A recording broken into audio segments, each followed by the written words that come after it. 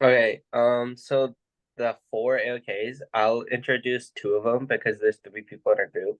So like technology is an area of knowledge because especially in our new modern era, like as technology advances, it opens up just more ways of learning and also stuff to know about, like computer science. It's a whole different section of science that was invented because of technology, right?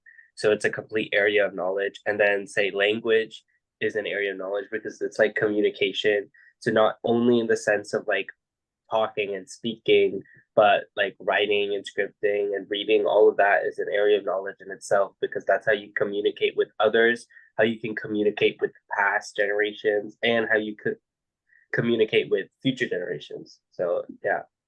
Yeah, I agree, guys. And also with the recent newest, I wouldn't call it new anymore, but the most like interesting technology to me of our century, I guess, would be like the coming usage of AI.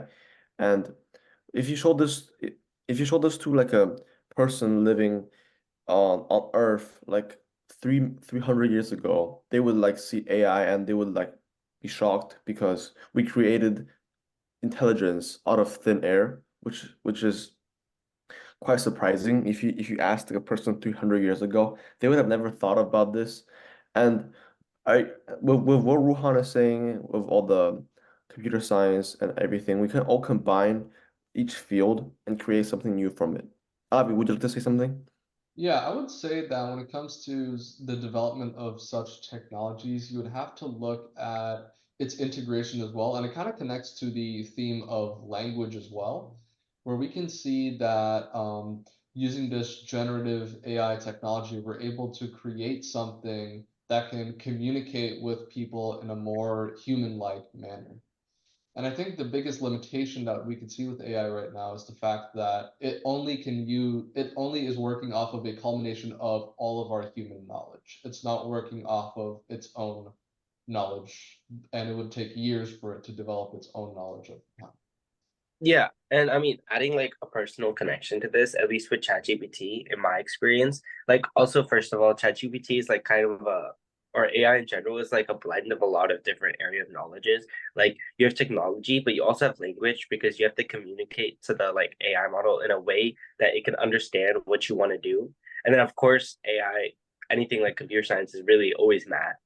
Yeah. And so, in my personal experience, when I'm sometimes using like some sort of AI for a thing, like if I'm using it for schoolwork, like math homework, I can use it to help tutor me because it can kind of understand like what questions I'm asking, and based on that, I can ask it to ask harder questions, easier questions, and anything like that. But also from my personal experience, like sometimes it'll get it wrong or it won't understand. Like if you ask it to show you like the work behind solving a certain problem, it could differ from like the work with the teacher, which just shows that like it still has a lot to grow, but it's still a tool right now.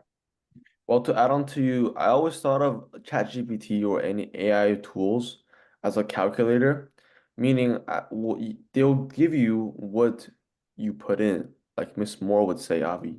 And then if you put in like all of these letters that ChatGPT isn't able to understand, they're gonna give you something that you're not gonna understand. So to use technology, you have to get um some language out of the way too, to add on to what Ruhan is saying. Yeah. I think we've talked a good amount of technology, and I feel like when it comes to generative AI and it not being able to understand certain terms or certain ways of speech, we could see that connection with the idea of language. And we understand language to be this area of knowledge for how we are able to communicate knowledge to one another and how we are able to transfer and preserve knowledge throughout our society over time. And when Yeah, yeah, go ahead, Ruhan.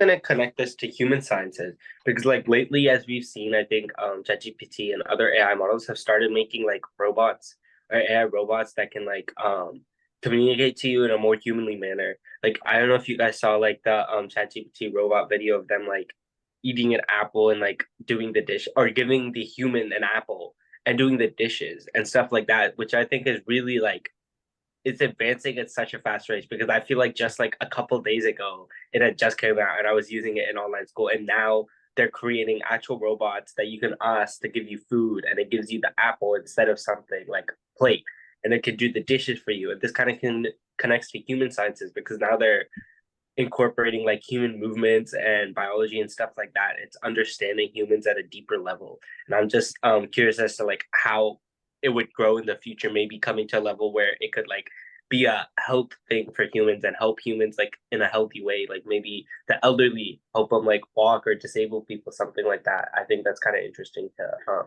talk about. Yeah. I like that you brought it up. I'm not sure if you guys have noticed this like pretty insane detail they went into the robots, but I personally noticed the video being super scary where the robot was giving the hu was talk also has dialogue and while it's handing the apple to the human, it was speaking to the human, and while it stuttered a little bit, which is so scary, which I don't know, I'm not sure how we can program um s- programming that onto a robot. Yeah, I actually did notice that. I saw the video on like I think it was TikTok or something, and I did notice the video caption was actually like the robot says or something. And when I was listening, it said I think it was yeah, when he was asking for the apple and she was like and she literally said which I was like, what the heck? Like that's kind of crazy to think about. Like they're literally talking as if a human would talk. And the more surprise, like the speed that they're advancing is like actually just crazy. Like I can't even imagine how insane it would be in just say 1 or 2 years. Like, will we just be seeing robots all around us? Like, it could be insane, you know? Yeah. And I could most definitely see that. I feel like with the technology that we've developed over time, and I feel like the development of math as well, that's been really emerging a lot because from the advancement within mathematics, we're able to advance our technology forward, especially with AI, which requires a bunch of models and data training to ensure that mathematically everything adds up, right? So it kind of opens that area of knowledge for mathematics as this way to compute values and be able to create more quantitative data that is able to represent real world situations or real world actions. It's similar to language, but unlike a language's complexity, it is more based within fact. And that's something interesting that we can notice. Yeah, math is kind of basically like the language of technology, I guess you could say, because it's how you talk to like computers and all of that. And I think time-wise, we're kind of close. So, we can conclude like to summarize kind of our discussion and key insights. I think most of our talk was kind of revolved around AI, just because that's kind of what's going on right now in the world, and it's like a huge developing area of knowledge, and it's a blend of most of the like all the areas of knowledge. So our discussion kind of revolved around that. But what do you guys think are like broader implications besides AI, just to wrap up our discussion? I think when we look at how these things combine together, we're going to see the broader implication Hero. that like all of these human aspects will affect each other in the future and will develop on top of each other. When one of these human areas develops more, and that we will have another area develop. And then when that area develops, another area will develop.